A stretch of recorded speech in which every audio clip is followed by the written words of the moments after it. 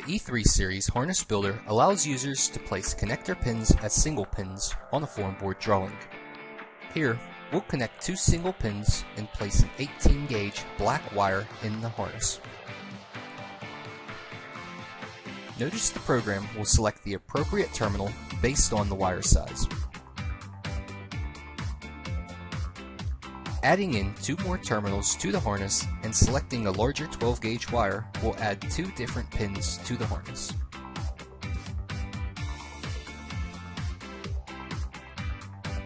Just another way to speed up accuracy in harness design with the E3 series harness builder.